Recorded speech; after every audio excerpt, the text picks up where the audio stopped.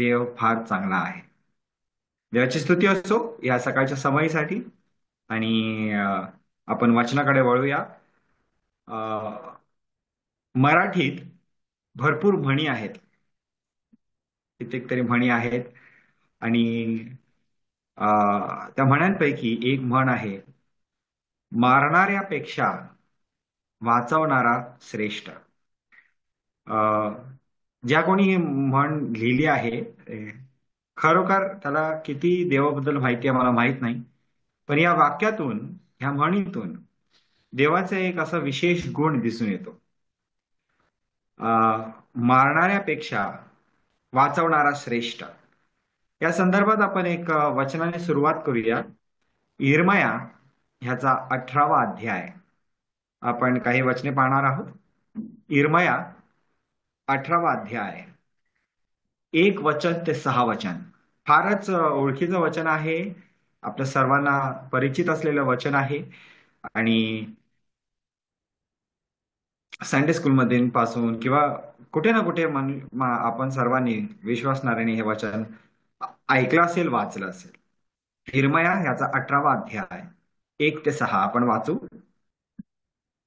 परमेश्वरापासून जे वचन इर्मयाला प्राप्त झाले ते हे: उठ, कुंभाराच्या घरी जा, तेथे मी तुला आपली वचन ऐकवीन.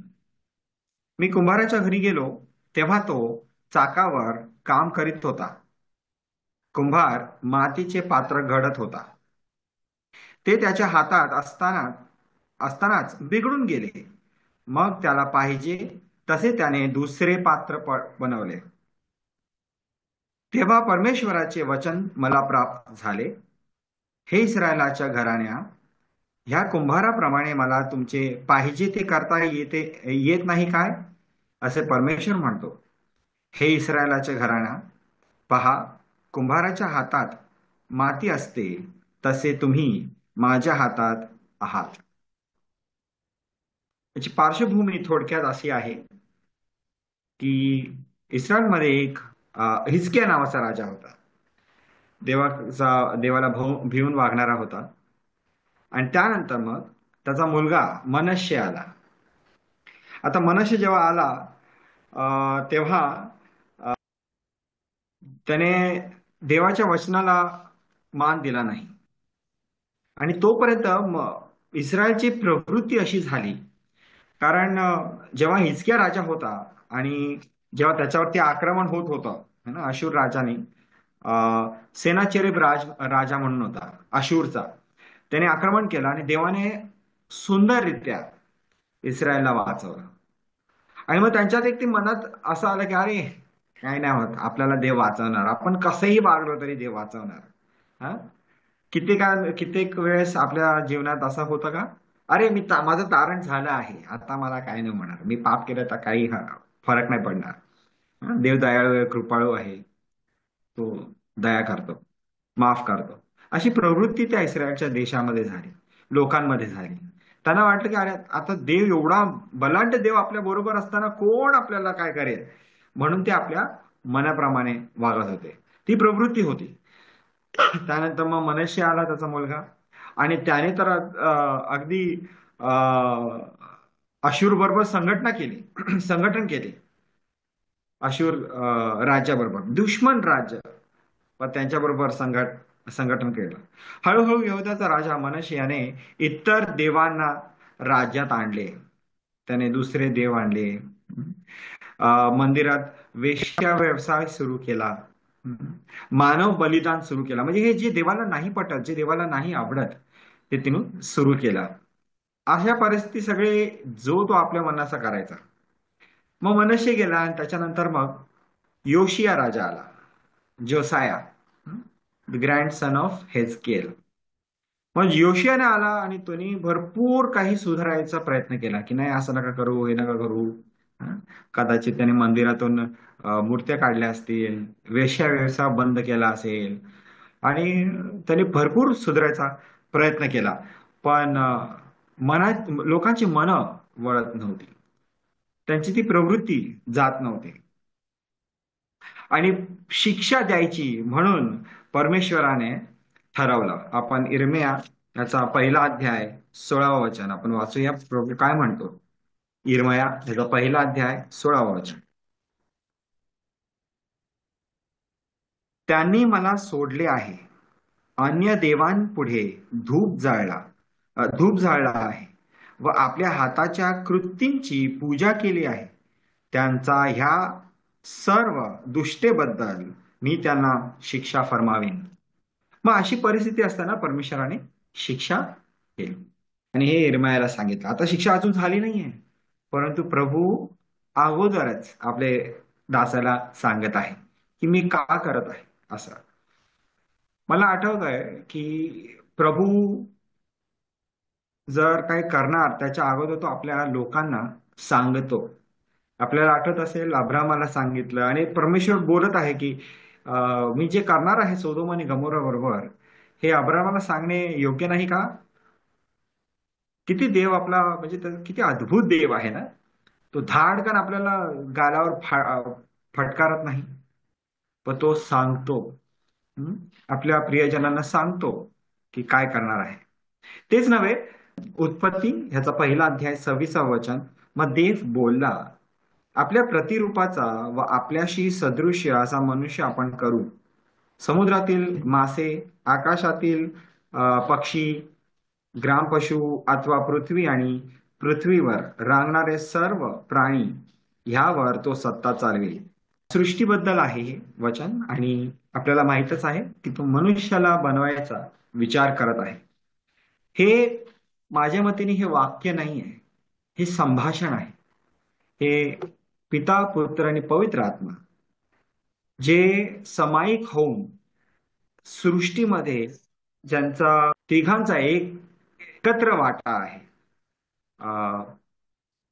तर असे ते तिघेही सामील आहेत सृष्टीमध्ये. आणि हे वाक्य नाही, हे एकमेकांशी बोलतायत. आणि बोलत असताना काय बोलतात? आपण एक काम करू, आपल्या सदृश्य मनुष्य बनवू. आपल्या सदृश्य मनुष्य बनवून एकमेकांना सांगून सल्ला घेऊन ते करत आहेत. सांगायचं तात्पर्य हे आहे की परमेश्वर जे काही करतो, सांगून, सल्ला घेऊन, सहमती घेऊन. आणि म्हणून योहानाच्या 15व्या अध्यायामध्ये आपण एक पाहतो, एक प्रभू येशू ख्रिस्त योहानाच्या 15व्या अध्यायामध्ये आपल्या शिष्यांना काय म्हणतो की मी तुम्हाला दास म्हणत नाही, पण मित्र म्हणतो. कारण मालक दासाला काही सांगत नाही, मित्राला सगळं सांगतो. आणि आपण पाहतो की देव इर्मियाला सांगत आहे की बघ, ह्या लोकांनी पाप केलं आणि त्यामुळे मी ह्यांना शिक्षा देईन. आणि ह्या संदर्भात आता इस्रायलाचा न्याय होणार आहे. आणि इस्रायलला शिक्षा होणार आहे. तर त्याच्या अगोदर एक्सपिरियन्स यावा म्हणून, अनुभव व्हावा म्हणून इर्मियाला प्रभू परमेश्वर कुंभाराकडे नेतो. एकदा असे झाले की मी माझ्या परिचितल्या एका व्यक्तीशी बोलत असताना त्याने असं म्हटलं की अरे, मला हे प्रभू येशू ख्रिस्ताचं हे पटत नाही. एका गालावर मारायचं तर दुसरा गाल द्या. मला असं पटतं की एकीकडे असं लिहिलं आहे की शत्रू आपला परिवारातला जण का नसावा, कर्तव्य म्हणून युद्ध करा. हं? कर्तव्य म्हणून युद्ध करा. मला विचार आला की युद्ध आणि मारणे किती सोपं आहे आणि क्षमा करणे आणि वाचवणे किती कठीण. यातून हा जो आजचा विषय आहे तो उत्पन्न झाला. किती सुंदर परमेश्वर, किती सुंदररित्या कुंभाराच्या उदाहरणातून आपले चरित्र पुढे मांडत आहे. आपले चरित्र आपल्याला सांगत आहे, आपल्या चरित्राचं प्रकटीकरण देत आहे. काय? मारणे सोपं आहे, वाचवणे कठीण आहे. हं? कुंभाराचं ते उदाहरण, कुंभार माती घडवत आहे, मातीचं भांड घडवत आहे. भांड घडवत असताना माझ्या इच्छेप्रमाणे ते भांड घडलं नाही. कुंभार काय करतो? आपण वाचलं. तो पहिलं सोडतो, 4थं वचन आहे. ते त्याच्या हातात असतानाच, म्हणजे त्याच्या हातात असतानाच बनत असतानाच हा तो काय करतो, बिघडून गेले. मग त्याला पाहिजे तसे वचन बघा, इर्मया याचा 18वा अध्याय आणि 4थं वचन आपण वाचत आहोत. त्याला पाहिजे तसे त्याने दुसरे हं, दुसरे पात्र घडवले. मनुष्याची ही वृत्ती आहे. मला एक जमत नाही ना, राहू दे, मी दुसरं करेन. आणि आजकाल बघा ना, मित्र मला हा आवडत नाही, मी दुसरा मित्र करेन. हम्म मला फोन हा आवडत नाही, अरे आता सॅमसंग झाला, माझं मन उठलं, आता मी आयफोन घेईन, दुसरं घेईन. गाडी बस झाला आता, मला मॅन्युअल बस झाली, मॅन्युअल गाडी, आता मी ऑटोमॅटिक गाडी घेईन. मला आवडलं नाही काही, मी बदलेन. आणि आता इतपत गेले आहे नजर की मला एक बायको आवडत नाही, मी दुसरी करेन. मला हा नवरा कम्पॅटेबल नाहीये, इंग्लिशमध्ये हा शब्द वापरतात ते लोक, compatible. This this man is not compatible to me, मी दुसरा घेईन. मनुष्याची प्रवृत्ती आहे, माझ्या मनासारखा जर आहे गोष्ट नाही, मी दुसरी घडवीन, दुसरी घेईन, दुसरी बघीन. खरं तर 6वं वचन जे म्हणतं त्या वचनात, परमेश्वर आपल्याला प्रश्न विचारतोय. हे इस्रायलाच्या घराण्या, ह्या कुंभाराप्रमाणे मला तुमचे पाहिजे ते करता येत नाही काय? पाहिजे ते करता येत नाही का? परमेश्वराची इच्छा झाली तर तो काही करू शकत नाही का? अरे त्याला नाही आवडलं ही सृष्टी, तो दुसरी सृष्टी करू शकत नाही का? हं? एका शब्दात चुटकीमध्ये ही सृष्टी घडली, त्याला हे नाहीसं करून दुसरं करायला किती वेळ लागेल? आणि मग तो म्हणतो, आणि परमेश्वर म्हणतो, हे इस्रायलाच्या घराण्या, पहा, कुंभाराच्या हातात माती असते असे तुम्ही माझ्या हातात आहात. फार गंभीर गोष्ट आहे. कुंभाराच्या हातात जशी माती आहे तशी आपण आहोत. हम्म. पण त्याने काय केले? तर आज जो विषय आहे, परमेश्वराने जे मला दिलं ते मी तुम्हाला प्रस्तुत करत आहे, की परमेश्वराला आपण इस्रायल सारखे लांब गेलो, पाप केलं, तर त्याला फार सोपं आहे.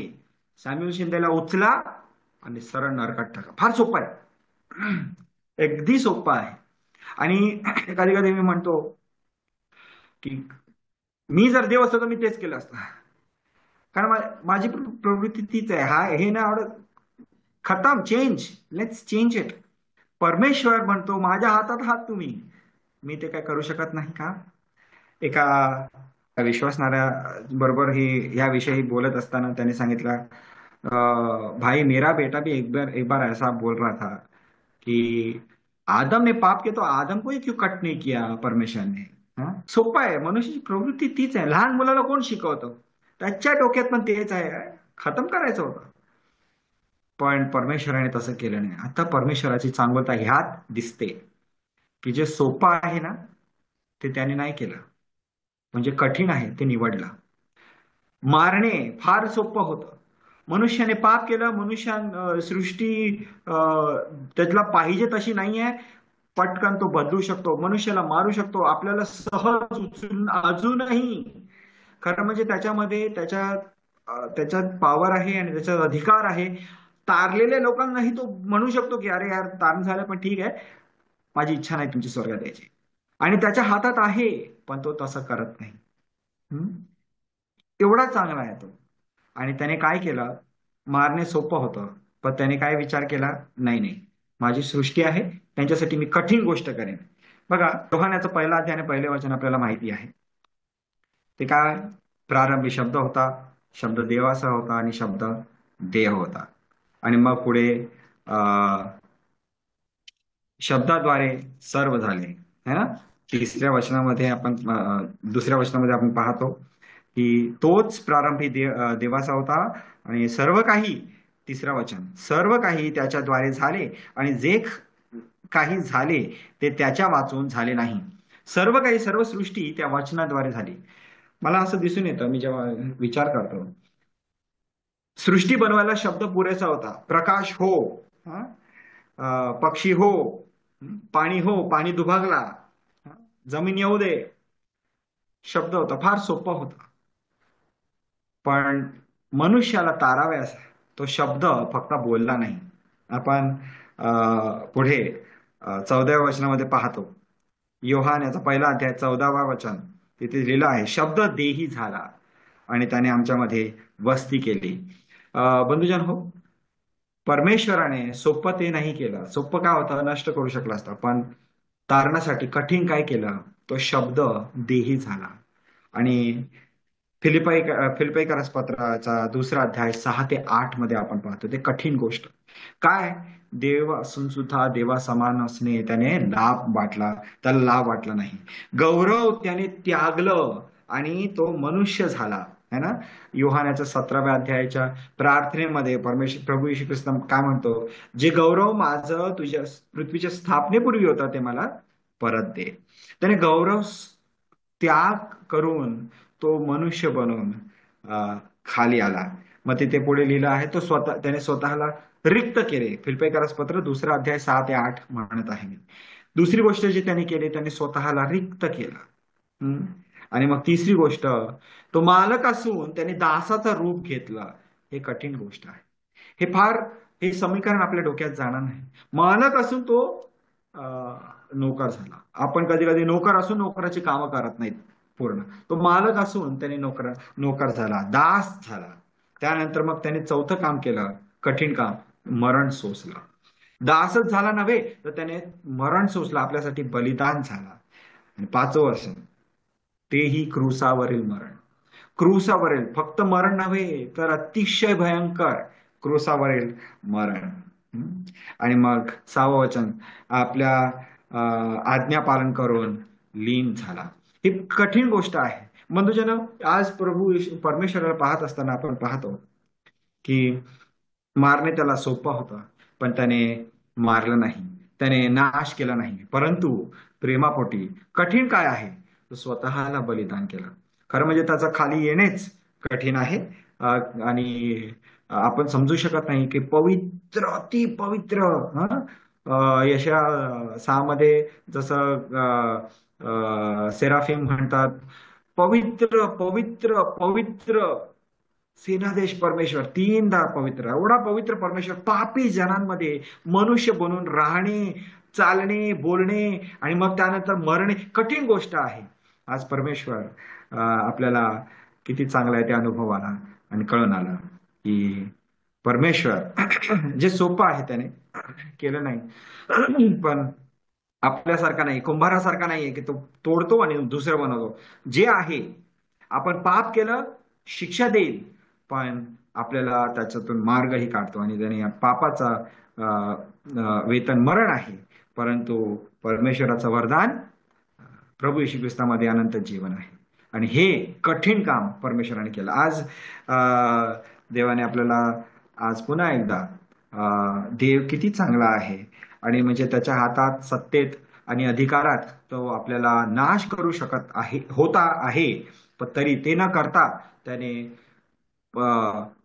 आपल्याला वाचवणे, आपल्याला तारण देणे हे निवडलं. आणि तेही स्वतःच्या पुत्राला देऊन कठीण काम केलं. स्वतःच्या हृदयातला तुकडा दिला, मेला, आणि तो पुनरुत्थित झाला. आणि आज त्याच्या पुनरुत्थेत त्याच्या जीवनात आपल्याला अनंत जीवन मिळतं. देवाची स्तुती असो.